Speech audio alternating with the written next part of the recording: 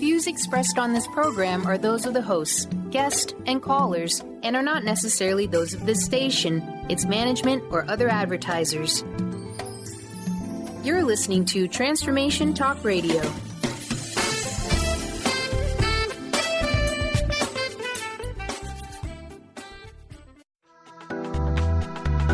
This show's audio was via a Skype call. Welcome to Cultural Brilliance Radio, the DNA of organizational excellence with Claudette Rowley. Conversations that are transforming the world of culture and business. Claudette brings fresh, innovative perspectives that push the boundaries of what organizational cultures can and should be. Learn how to catalyze your organization's workforce into an authentic, intentional, and financially successful culture. Now here's your host, Claudette Rowley. Hi, everybody. I'm Claudette Rowley, and you are listening to Cultural Brilliance, the DNA of organizational excellence on Transformation Talk Radio. Stay with us for the next hour and let us help you experience some groundbreaking ways to transform your company's culture. Twice each month, we have some of the foremost experts on organizational culture and leadership, helping you understand how to make a brilliant culture the rule rather than the exception.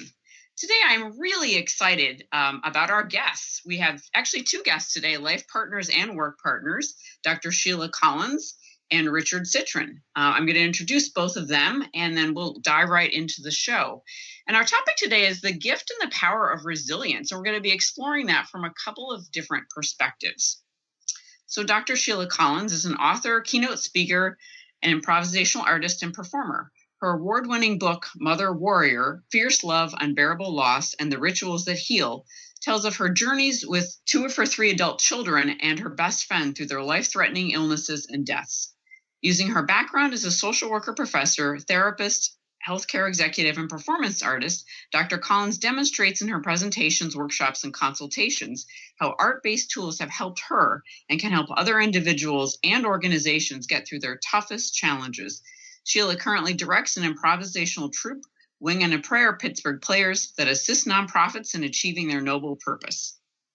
Richard Citrin, PhD and MBA, is an organizational and consulting psychologist whose career has included being an entrepreneur, healthcare executive, and now a consultant helping organizations improve the performance of their employees, including their senior leaders. He recently published a book, The Resilience Advantage, that discusses the ways that organizations can create a culture that moves away from the blaming mentality of stress management to an empowering mindset of resilience. Richard has served as a leadership and strategic consultant for PNC Bank, PPG Industries, American Airlines, Goodyear Tire, and the University of Pittsburgh, among many other corporate, nonprofit, and governmental organizations. Richard's weekly blog, Resilient Wednesday, is read by thousands of readers, and you can find it on his website, which he'll share with us a little bit later in the show. Welcome, Sheila, and welcome, Richard. Hi, Claudette. Hello. Great to be with you. Yes, definitely. Oh, so glad you're here. Been looking forward to this. It's fun. It's fun to have not only one guest, but two guests, right? So this will be a really interesting conversation. Yeah. So one thing that's really interesting about the two of you is you're not only life partners, but you're often work partners. And you're also interested in organizational culture. So I'm curious to find out, how did you get into organizational culture? And also, what caused you to start working together professionally? Well, I think it started, I think as soon as we met over cinnamon rolls during graduate school in Lincoln, Nebraska. I think that's where it started. And we found a lot of common in our work. We used to go to a place when we first started dating, we used to go to a little hole-in-the-wall restaurant that didn't open until 11 o'clock in the evening and had the most outrageous cinnamon rolls. So it was, of course, those are off the eating program today, but back then they were top of the list. And over the years, we were very interested in ways to create cultures where people could come together as healthcare professionals. Myself as a psychologist, and as you said, Sheila as a social worker, we were very interested in not only our service to our clients and patients, but also about how we could create a workplace environment that was healing. And several years down the road after we got our degrees and got settled in Fort Worth, Texas, we decided to open up a behavioral health care clinic that was a group practice, which was very unusual back in those days and still is. Quite honestly, most behavioral health care is done by solo practitioners in offices by themselves, whether it's psychologists or psychiatrists. And we created a group organization, a group model back in the 1980s and 90s that focused on creating a culture that worked well for the patients and clients as well as for the providers. Yes, we. As you mentioned, my focus initially was I was a dancer before I became a social worker, so I now consider myself a dancing social worker. But I just that's great. We add to whatever we used to do or whatever and bring it along. So when we got to the place where we were having a clinic or an organization, we really focused a lot on how do we become a we. How do we support one another? It's very sometimes treacherous work. It's very difficult work. And so to have the name of it was IATRIA, Institute for the Healing Arts. And in the term IATRIA came out of the... out of Greece, ancient Greece. It's a Greek word that means healing places. And in history, they were circuit riders. The healers went from town to town, and then, but then they established IATRIA, and people came to them. So that was what we kind of had as our, image for how we wanted it to be. And we offered very unusual things for our clients, not just traditional psychotherapy, but Sheila, of course, did movement therapy with people. We had we offered yoga classes. We had breath classes that we worked on. We offered 12-step programs where 12-step people could come in and use our space for our patients. And for our clinicians, we offered things like all open book management. So we shared openly what our financials were, engaged them in problem solving around how to create success as business people and not just as clinicians, which is often a challenge for healthcare providers who are so focused on helping. And it was a very powerful model. But we learned, as you know, Claudette, no doubt your listeners do, as Peter Drucker said, culture eats strategy for lunch. And what happened was we had this strategy about creating a healthy workplace for everyone, but as the first generation of managed healthcare came in and directed how healthcare had to be delivered, so many sessions, reimbursements went down. We had more and more paperwork to do behind the clinical work. It became very difficult to create that kind of healthy culture. And although we were able to keep our business going for 12 years before we sold it, the last 5 years were very, very challenging, and nobody was really happy. And that was part of the first generation of healthcare transformation. And we recognized that we needed to make some changes in our professional work and lifestyle. I hadn't gotten my MBA yet, but I knew that a business model where you're getting more work but paying less money was not a model for success, but a model for bankruptcy. I tried to explain to him he was going to that this was his MBA. If we could get this to work at all, that would be better than an MBA. But I didn't really convince him of it. Right. These are the challenges that still, of course, are going on in healthcare. Now it's the medical side that's having their fun. Fortunately, we were able to transition out of that work and move more into corporate healthcare and now into consulting in our work. And for Sheila, of course, speaking and writing. One of the things that thanks for sharing that story. One of the things that strikes me about it is how you were, until, managed care came in and all of that you described, you were really able to create an environment that worked, like you said, worked for your patients and worked for the people that worked in the organization, right, in the center. So it seemed like it was a real manifestation of a vision that you both had. Absolutely. Yeah. But one of the things you always have to be careful, some of your dreams can turn into nightmares. So there was, it got tougher and tougher to do, but not from our fault or the fault of the people we were working with, but the system was changing. The system was changing. Yeah. And often we're in that situation, aren't we, where an external system changes and we have to figure out how to adapt to it, right, or move out of it. It sounds like that's really what happened. Well, Yeah, I think what we're seeing today is that's happening even faster and faster. That's what it is too. Yeah. definitely.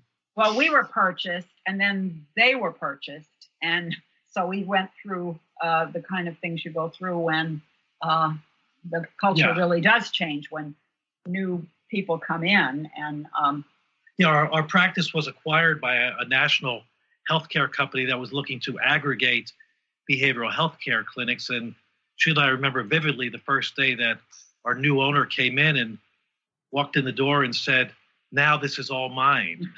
And we thought that's probably not a good model given what we've been trying to create in the organization. And subsequently, the model had some significant problems and flaws to it. So eventually, that company was acquired by Humana Healthcare as a health and wellness program, and it turned out to be very successful for all of us. But those transitions around acquisitions is another great opportunity to study and understand culture and how critical it is to create not only healthy but business effective models for everybody who's involved.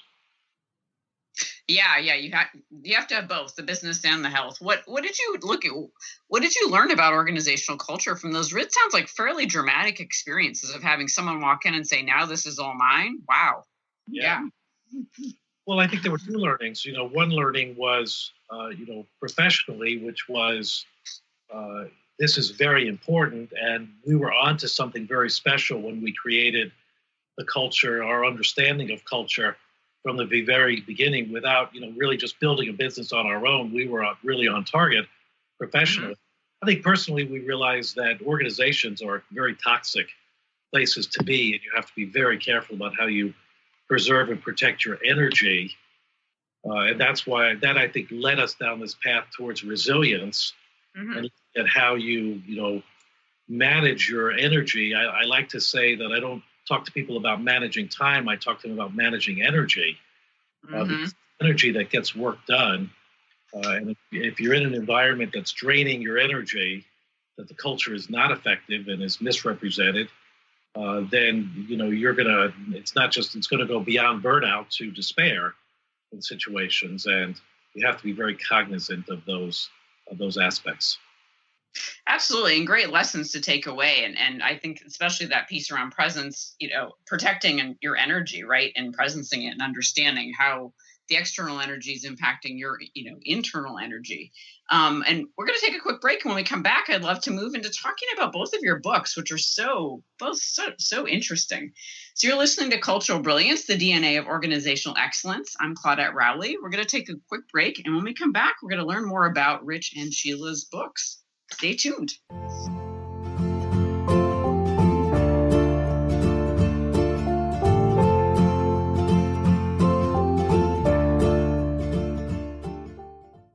Conscious Confidence Radio, a timeless wisdom with Sarah Main. Tune in each month on Transformation Talk Radio and join Sarah on an adventurous journey to the deeper level of meaning to move beyond today's world of constant change, confusion, and uncertainty beyond the shadow of fear. This hit show explores key concepts such as confidence, values, and attitude in a dynamic way. To learn more about Sarah and her work, visit sarahmain.com.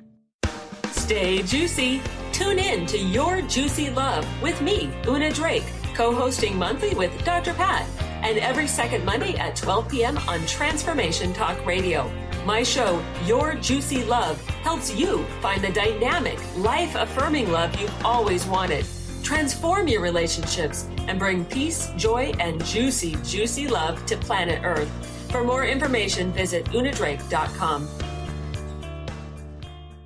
Are you stuck in unhealthy habits, toxic relationships, or low self-esteem? Do you crave a life of inspiration, love, self-acceptance, and fun? Sounds like you're on the verge to your next big thing. Join Laura Richer, host of On the Verge Radio, helping you use your breakdown for a breakthrough, overcome life's greatest challenges, and live the life you want and deserve. Tune in each month on Transformation Talk Radio or visit SeattleHealingHypnosis.com for more information. Tune in to the hit show Raging Skillet Radio, Mouthing Off with Chef Rossi. Chef Rossi mouths off about different subjects in pursuit of breaking down walls and opening up your minds. She and Dr. Pat banter back and forth, taking from the headlines of the day on subjects that reach beyond what goes on in the world into your hearts. And go to theragingskillet.com to find out more and let Chef Rossi know what's on your mind. Please join us for a transformational conference with 5 of the leading pioneers in the fields of science and spirituality, all in one place. Join best-selling authors and teachers Greg Braden, Dr. Bruce Lipton, Lynn McTaggart, Dr. Joe Dispenza, and Lee Carroll in both individual workshops as well as a weekend of keynote presentations and panel discussions. At this extraordinary event, you'll get to experience some of the brightest leaders of our world today, empowering you with groundbreaking new information, deep wisdom, and practical tools to transform your life. Come connect with others and expand your consciousness in beautiful Nanaimo on Vancouver Island in British Columbia, June 14th through 19th. For more information or to register for what some are expecting to be one of the best conferences of 2018, visit shalohaproductions.com. That's SHALOHA Productions.com. Or visit the individual speakers' websites.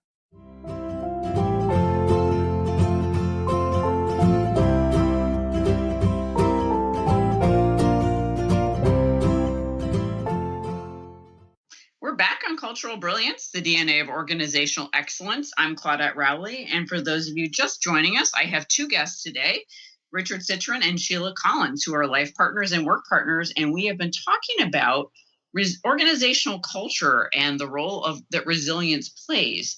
And Rich and Sheila, both of you have written really, really interesting books, and I've enjoyed looking at them and learning more about them.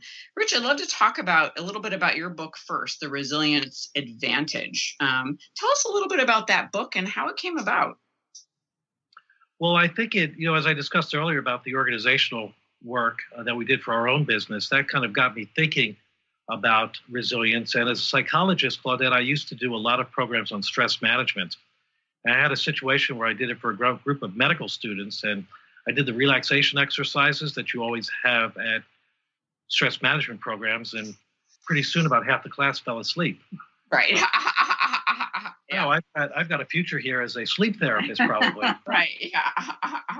When they woke up, what these medical students told me was that their work is so overwhelming that there's no way to manage their stress.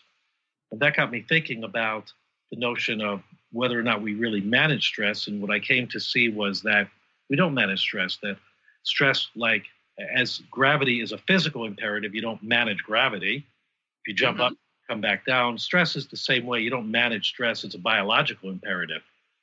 So we have to kind of embrace our stress and understand that it's a natural phenomenon that's going to happen. But the real breakthrough for me with this was after 9/11, and we were living in Fort Worth, Texas. That's where we had sold our business, and we're still there. And we received a call from American Airlines on 9/11 that Tuesday afternoon, asking us if we could bring a group of clinicians down to do some debriefings with their call center staff, who had been obviously inundated that entire day. As you may remember, American lost 2 planes. Right. 11, one to the towers and one in D.C. And so our staff went there that night, and for about the next 3 months we went there. And during the course of that time, where we met with call center staff, leadership, pilots, flight attendants, ramp agents, ticket managers, and everyone else, what we saw was that people took a certain attitude despite because of their despair, perhaps. And I tell the story in my book about Susan, a flight attendant who I met about a week after 9/11, who was supposed to fly to Paris that afternoon, that Tuesday, and she couldn't do it, or she thought she couldn't do it, and she was in the hallway literally crying. And I went over and just sat with her and spoke to her for an hour and a half and listened mostly and shared some ideas and, just let her grieve, is what I would say. And then after about an hour and a half, she got up and gave me a hug and said, okay, I got to do this. And she went, and I recognized that there was some unique quality that was, and came to recognize, of course, that was resilience. But it was more than just the idea that people think about resilience as bouncing back.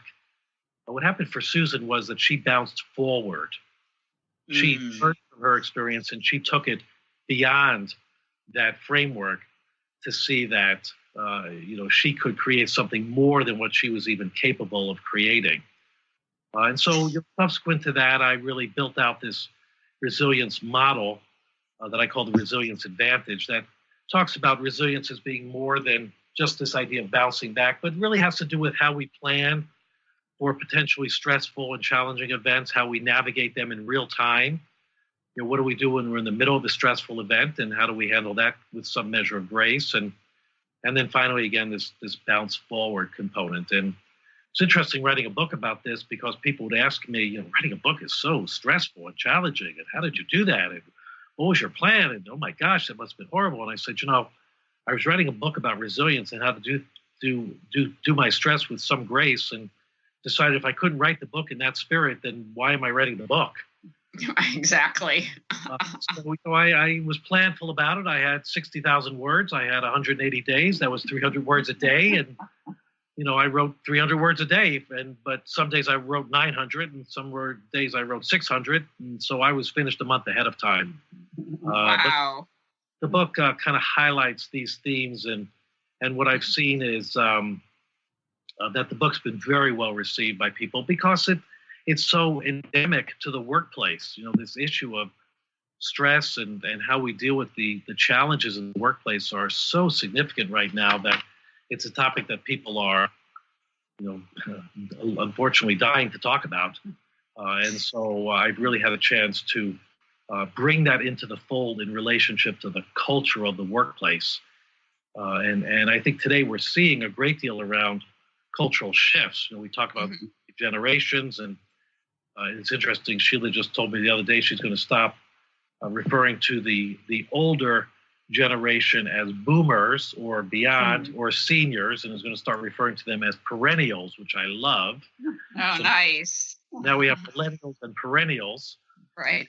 When we talk about these multiple generations and their different perspectives, resilience is a common theme, because I don't care if you're, 66 or 26, you're dealing with the same challenges in the workplace, and we need strategies to help us deal with those more effectively.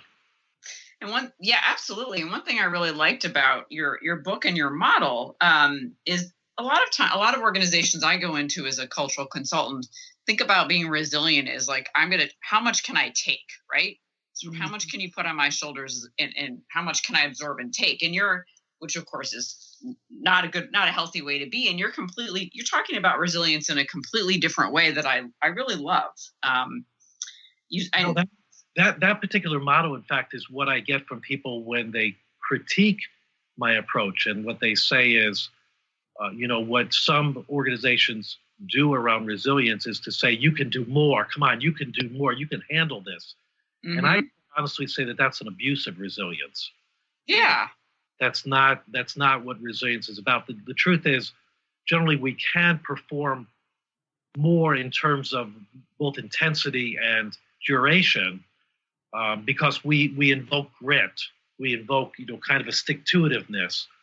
However, people have their limits, and if we go beyond those limits, the world will start come crashing down. And when you look at organizations you go into that need cultural retraining and cultural retrofitting, often that's what's happened. So we have to be sensitive to that and make sure we're staying on the plus side of building resilience as a strategy for strength and not a strategy for abuse, if you will. I completely agree, and I like that you talk about it as growing with. I'm just looking at a worksheet that I got from when Richard and I met, for listeners, at a conference about a month ago, right? And I got to attend his workshop, and one of the resource sheet you gave out talks about stress resilience is growing with events that are difficult.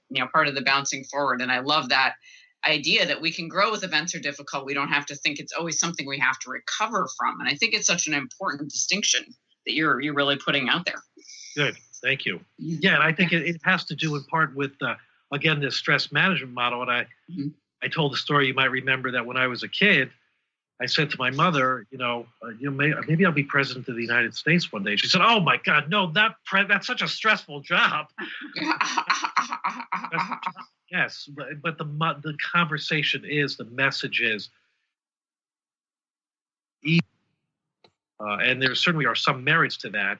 But the truth is, we're built for challenges. We're not built for easy. We're not built for, even people who are very successful. I was listening to a radio show this morning, and there was some guy who, was on CNBC, some fellow who had retired twice, a very successful CEO, and he came to say, I have more to do.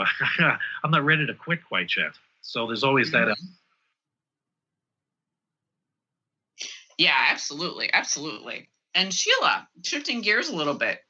Yeah. I'd love to talk about your book, Warrior Mother. And I know that comes from some really difficult challenges you and Rich have had in your lives about supporting 2 of your 3 children through illnesses and deaths. And it sounds like I was reading part of your book last night and just was so, I should have you speak to it actually, and just tell us a little bit more about the book and the really important messages around resilience in it. Well, that's the case. I think that if you look at the resilience original the original research, what comes out so strongly is how people make it through is something to do with support. So, if I'm by myself and I'm going through something, I'll get to my finish or my edge pretty soon. But if I have other people involved with me that are holding me up at times, which is what I really had. When we were selling our clinic, at the same time that we were selling the clinic, we had a son who was dying of AIDS. And even the man who purchased our clinic, he said, "Sheila, so many losses, so close together." And that's the way it comes sometimes. We'd like to say, okay, now my mother died, so now I have a free ride for a while, but not necessarily. That isn't the way it works. And so I began to look very carefully at what was it that made it different for us, because I feel like it was different for us. And of course, it is different when you're on the other side. If you're a social worker, being the professional, that's one thing. If you're the mom of the patient, that's another challenge, another thing altogether. So I felt like I had a lot by that time. So I just didn't go back to doing my social work when we came to Pittsburgh, but I focused on writing and going deeper into the grief in a way, but to find out what was it that made the difference. And so those are the stories that I come up with. And now I'm working on a book called The Art of Grieving. And so because I think I've pulled out what are the really, and some of it's thanks to Rich's work too, what is it that makes it so, one person who has a difficult tragedy and they do very well and someone else doesn't, and what are the variables that make that difference? Absolutely. That's such an important distinction, right? And one thing I noticed in your book and I watched your TED Talk was the gifts that can come out of these kinds of experiences, even though they must be unbelievably challenging, but to be able to pull out the gifts and the resilience and I love the art of grieving, which leads us, even with that title, to believe that there's some choice in how we do it. Well, and we have to stop acting like we're not going to do it. We're somehow you're going to get away without doing it. What? Right. We can't skip it. You're not going to skip it. So if you're going to do it episodically all your life. Right. So it's like waves that come at you, and then it's calm, and then there's another wave, and the waves can come strong enough and frequently enough that you'll go under. That's just the way it is. But we can be there for one another. And by the way, I'm now very interested in what happens in the workplace, because people in the workplace are people, and they're having their own losses and difficulties, and then they may be having some issues in the workplace, that their boss has gone on, and now what, or we're being purchased, or we're merging with somebody, So it's really layers of challenge. So we better get good at this grieving, letting go of our losses and finding the gifts in them. Yeah, absolutely. So well said. And we're gonna take a quick break, and when we come back, let's explore this a little bit more because I love this topic. So this is Cultural Brilliance Radio. I'm Claudette Rowley here with my guests, Sheila Collins and Citrin. And stay tuned. We will be right back.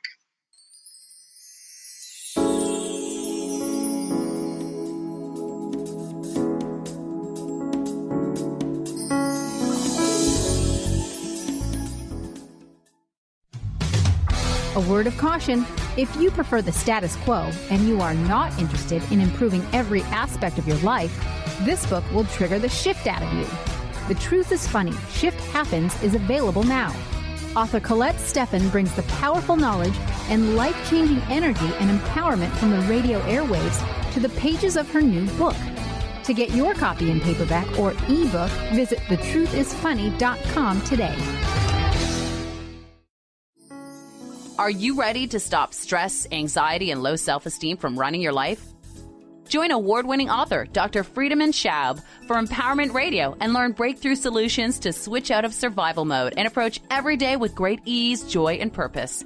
Tune in the first and third Wednesday at 11 a.m. Pacific to Empowerment Radio with host Dr. Friedemann Schaub on Transformation Talk Radio. Visit thefearandanxietysolution.com to learn more. Tune in to Knowledge Book Radio with host Marge Potasic each Tuesday at 1 p.m. Pacific, 4 p.m. Eastern on TransformationTalkRadio.com. Through many experiences, Marge was led to the Knowledge Book, a gift to humanity in its transition to the Golden Age, and it provided the truth and the answers. She now shares information from the Knowledge Book with you each week on TransformationTalkRadio.com. For more information, visit usa.theknowledgebook.net.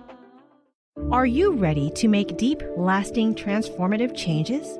Then tune in each month on Transformation Talk Radio for Susanna Jameson's hit show, Love, Light, Sound Radio. During her show, Susanna inspires and supports spiritually and health-conscious individuals all over the world to reconnect with their hearts, their inner peace, and balance. Love, Light, Sound Radio. Transformation happens here now.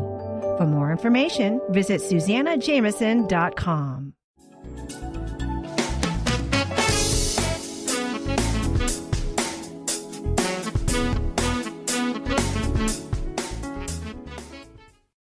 We're back on Cultural Brilliance Radio. I'm Claudette Rowley. And for those of you just joining us, we are talking about the gifts of resilience today with Sheila Collins and Richard Citrin.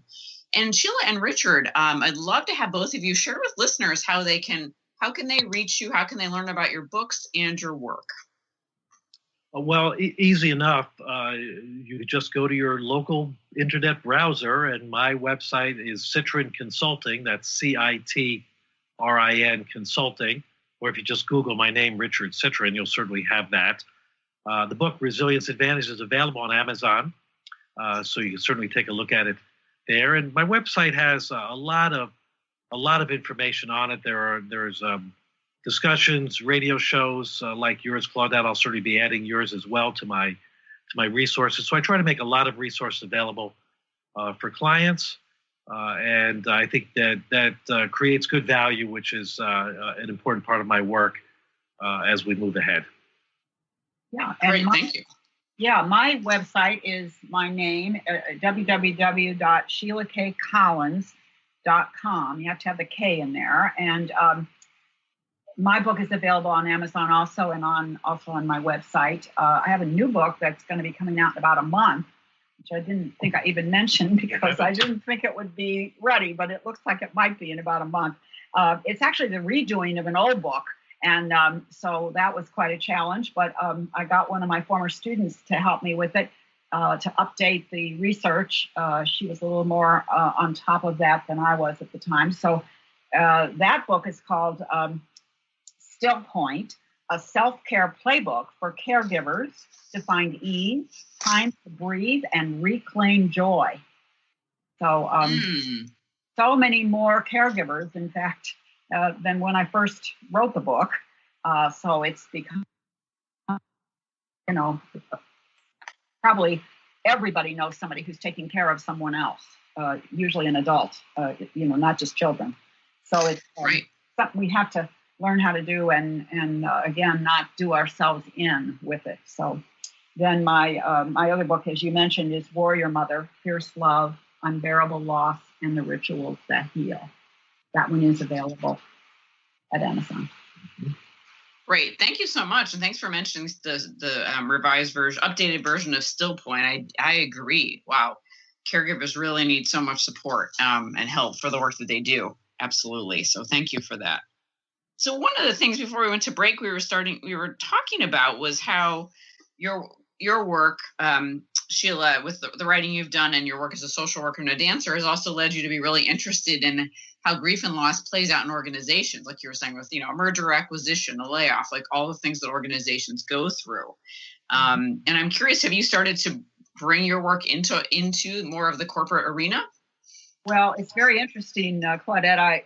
A project I'm working on right now is just totally perfect for me. I am working with a group of sisters, nuns, of sisters. If you know anything about sisters at all, you know that they're older. Their organizations are getting smaller as they have many losses. And yet they're still vibrant women who want to keep going, So they were interested in the art of grieving and to bring some to bring some art to it. So I use a lot of art-based tools because that changes the culture immediately. When you sing something, it's very different than when you say it, or when we have these improvisational tools that we use that limit what you can say. So it focuses you very quickly, and it just makes the conversation very different than it would be if you just said to people, well, let me give you 5 minutes to talk about this, So, and it's more fun too. Yeah, right. And it's more fun. It is. I bet it is. Absolutely. Absolutely. So that sounds like a really fascinating project. Right. Yeah. Working with the sisters. Yeah. Well, you don't necessarily think of that group as an organizational, as kind of a business organization. But it's been interesting. I mean, it's a global group of women. So Sheila's been Skyping with them, all around the world to find out, what their perceptions are and how to address, the different challenges. So, again, it's an organizational culture just like any other. Well, except I think it's a special one because one of the ways that you change culture is ritual. One of the ways you deal with grief is ritual. And so creating ritual, and most people don't know that, or they think they don't know how to do it. But I just feel like I have gotten into this group of women who ritual is their middle name. They really know that. So between what they know and some of the art tools, we're just having a great time. Great. Yeah. Yeah, I can see that, right? Ritual is their middle name and they're a business organization. So how fascinating to look at them from all these different perspectives. Exactly. Absolutely. Yeah. So I'm curious, I know, Sheila, you call yourself a dancing social worker, you mentioned. And how does that play out when you're working with an organization? Well, when you're in graduate school or I used to be taught at the university and, everybody's just a brain and the body's supposed to just be getting you from class to class, I think. So you get people immediately in their bodies because when you're in your body, everything becomes available to you. And so it's just, so I just use a lot of tools that I've learned from my theater background and also my improv background. But I think mainly it is that full-bodied, wholeheartedness that comes from that children have and that we have, but we sometimes, forget we have. Yeah, I love that. When you talked about how when you're in your body, everything's available to you. And sometimes in organizations, I don't approach my work the same way you do, but I'll even have a team or a group of people even, notice like, what's the energy like in this room? What does it feel like to be in here? Right. And for some people, that's not even something they even consider or think about, Exactly. That's even new. Yeah. Exactly. To even go there. And Rich, I was curious, when you're, I know you go into organizations a lot as well and do a lot of coaching. What are some of the things that when you're working with leaders, is there a particular way that are they embracing how you think about resilience? Do you run into, or are you running into some resistance around it? I'm just curious what your experience has been like. No resilience. It's really about how to disseminate the information effectively. I think the challenge is that because resilience has a relationship to workload, things like workload management or change management or even failure management, it's always a little challenging to make sure that I get their attention and they see this as a theme. I think generally what happens is when we talk about workload management, for example, everybody knows it's a big issue, but because no one has a strategy for dealing with it, they tend to want to avoid it. It's the same thing around change management, and you know this, Claudette. Oftentimes you may not get called in on the front end. You may get called in after there's trouble and they see that there's challenges that they're dealing with. I'm doing a cultural change management for an organization right now, and they've been having all kinds of difficulties. And finally, the board threw up their hands and said, "Hey, we need to look at what our culture is and consider whether that's what's going on." Mm-hmm. Additionally, some organizations I'm working with now are recognizing these challenges and are building them into their leadership competencies. So we're seeing organizations that are now addressing specifically things like resilience, or they're saying that their leaders have to be able to help their employees understand and deal with their stress of workload more effectively. But most organizations aren't. I am fortunate to work with a few, I think, enlightened organizations that have that perspective. But pretty much everybody knows it's out there. And I think the question is not just focusing on resilience as a singular strategy, but really looking at the bigger picture of culture and how to shift the culture so that we're respecting our not just our employees, but also customers and vendors and everyone else that we have to work effectively with. Because today you can't just push people around. Well, I guess some people can push people around. Right. Not only I want to particularly work with. So I make that distinction because there's just too much. There's too much afoot around respect and dignity for people. That's the world I want to live in. And in order to do that, we have to help people to understand how to deal with these changes effectively. But they're going everywhere. I was just with a company a little bit ago interviewing some senior leaders. And one of the fellows mentioned that the company's getting ready to roll out a major sales transformation model. And I said, is this public? He said, no, we're working with a communications company to build our communications plan. And I was thinking to myself, you need more than a communications plan for this. Yes. This is not my purview of what I'm consulting with them about. However, it's going to show up in my report that several people have talked about this sales transformation. They're quite concerned about how, what's our big picture strategy for dealing with it. Mm-hmm. Mm-hmm. Yeah, great point. Yeah, it's not just a communication plan, or my favorite, which is, we'll just email everybody and let them know. Right. Right. Yeah. And, they just, they know that there's something that they have to do beyond that. They just don't know what it is. And despite all that you can see around culture, people still don't think of it as a strategy for addressing change or change. Yeah, not like you said, a few companies do, but many, or the ones we hear in the news like Google and, folks like that.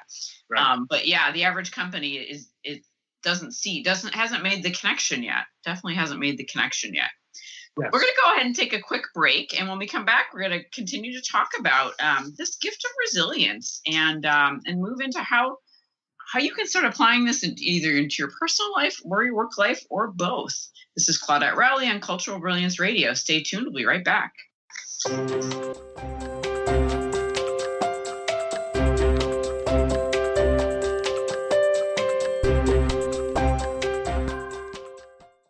Gift Gifted intuitive healer and spiritual teacher Sarah Luce brings her unique style to the hit show Small Steps, Big Breakthrough Radio on TransformationTalkRadio.com. Tune in each month as Sarah turns reality on end and shows us how to experience expansive results with simple yet powerful steps.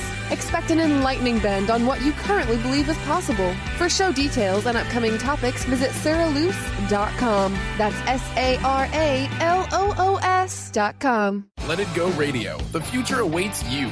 Tune in each month on Transformation Talk Radio as host Barbara Scheidegger explores the way to clarity, peace, and how to live a successful life on your terms by turning negative experiences into positive ones. Barbara's curiosity about the human experience drives her both personally and professionally.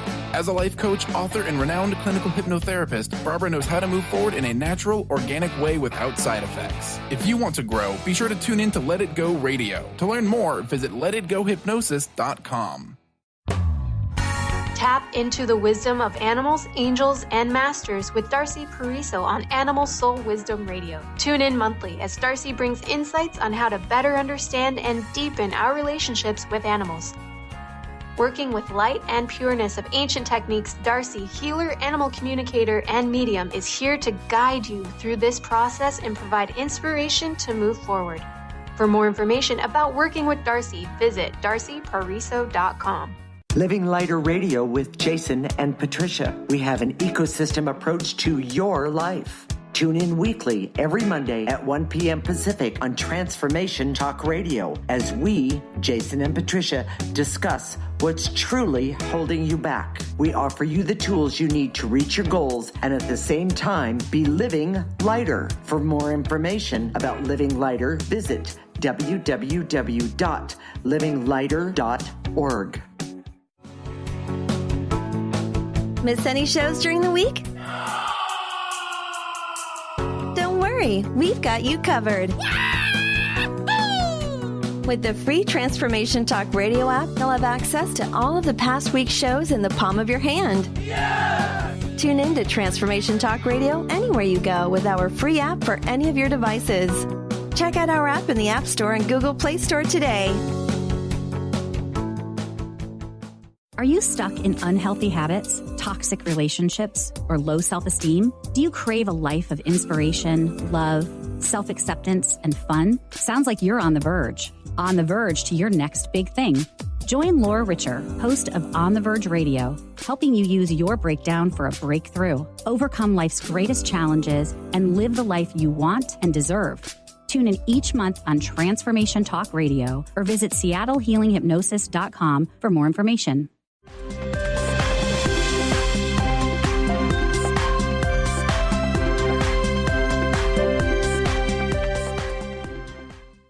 I'm Claudette Rowley, and you are back on Cultural Brilliance Radio with my guests today, Richard Citrin and Sheila Collins. We have been talking about all the different gifts of resilience, both in the workplace and personally in our personal lives and family lives. So one thing on break, I was just saying to both of you, I always love to ask guests, what they would recommend, if it, and we're so lucky today because we get to have recommendations from two different perspectives, right? The organizational perspective and then more of the personal perspective around resilience and grief. When you're working with folks, what are a couple of things that you each generally share, when people ask for tips and recommendations? Well, when you said that, I think about what is it that I need.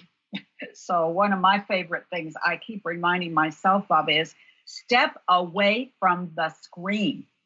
Step away from the screen because I think that in my situation, and I think in a lot of people's situations, we do too much of the same thing for too long.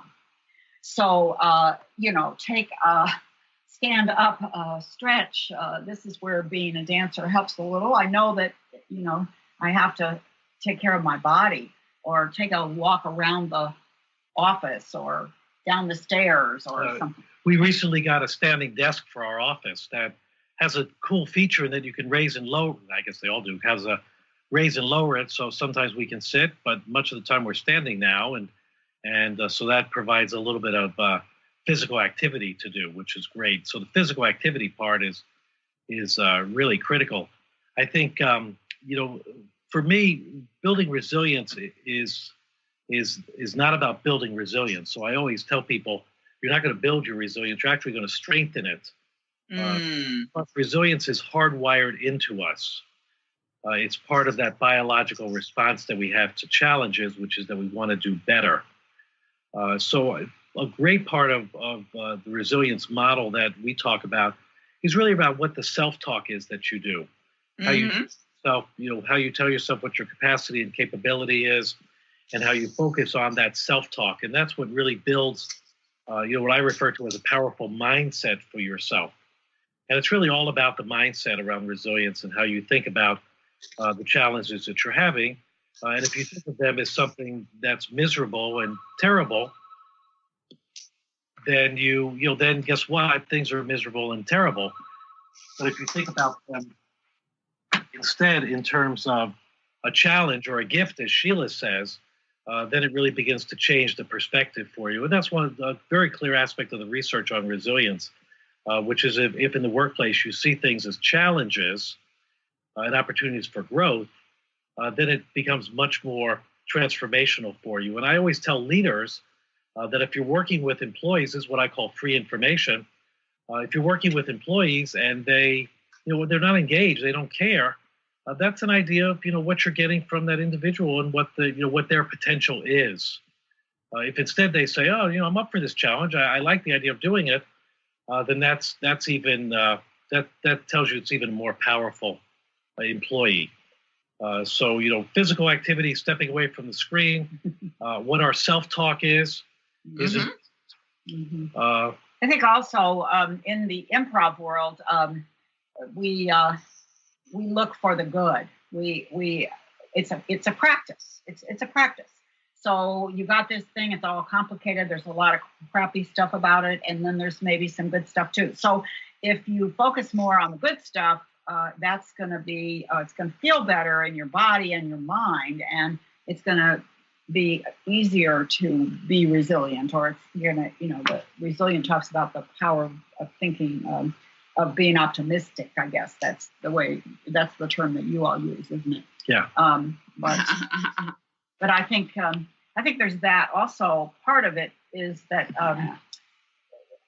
I think the notion of partnership power, the fact that we a lot of us are supposed to just tough it out by ourselves, whether we're talking about the difficulties with a caregiver taking care of someone, or somebody who's going through an illness, or this stuff at work, which we get this notion that you just tough it out by yourself, but yet the research is very strong about what is it that makes you most resilient, and it is that you have support from other people, and you have support and you give support. So that's a definite cultural. That's a definite thing of culture in some organizations.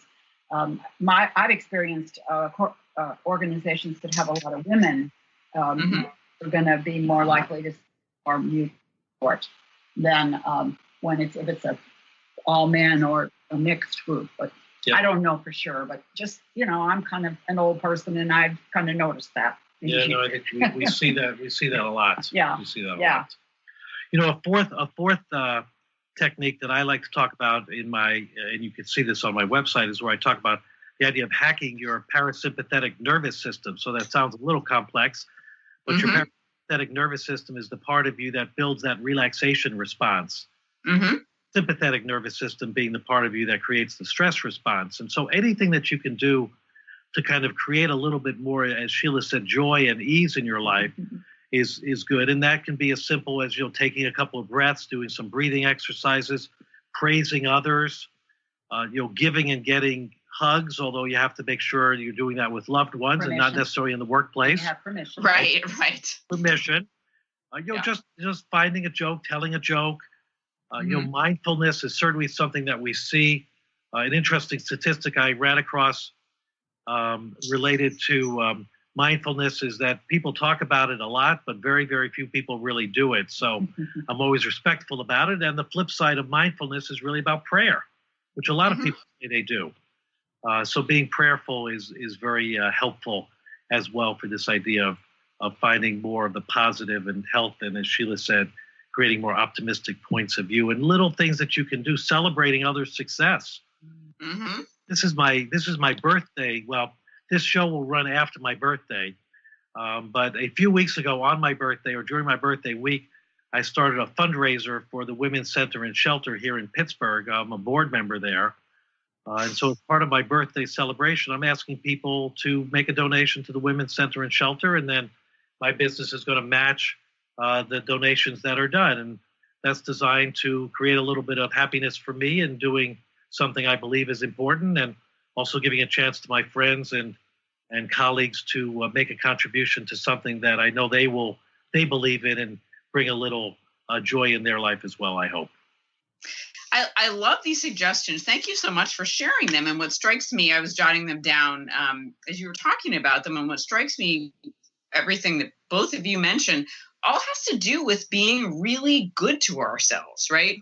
Mm. So that's a theme I see. So as opposed to, like that tough it out resilience, which is not the kind of resilience you're talking about, but sometimes is out there, in the world, you actually are talking about we strengthen ourselves by being good to ourselves, right? And looking for the good and being in partnership. And like your great example, Richard, of inviting, others into your celebration, right? By helping others in need. So I love that. Thank you for sharing this. And the self-talk, I think, is really huge. Before we wrap up, I wanted to give you both an opportunity to share your websites and how people can find out about your works. It's so important and valuable. Well, thank you. My information is available on my website, www.citrinconsulting, Citrin consulting.com, or you can Google me, Richard Citrin, and you'll find lots of great material. I've got videos and audios and other resources around resilience. And if you buy my book, you can go behind the curtain where I have a lot of additional resources for people to use. Great. Thank you. My website is www.SheilaKCollins, that's SheilakCollins.com. I also have my TED Talk. You can get to my TED Talk through my website. My TED Talk is called When Death Threatens, Life Really Matters. Thank you so much. Thank you, both of you, for being here today. And sharing this information. It was a really great show. And I want to thank everybody for tuning into Cultural Brilliance Radio. As always, we had a wonderful time. Please join me the second and fourth Fridays of every month at 1 p.m. Eastern and 10 a.m. Pacific. And we'll see you back here in a couple of weeks. Stay tuned until then. You've been listening to the hit show Cultural Brilliance Radio, the DNA of organizational excellence with Claudette Rowley. Conversations that are transforming the world of culture and business. You can download this podcast and find out more about Claudette and her breakthrough work at ClaudetteRowley.com. Please contact Claudette and find out how you can create a brilliant culture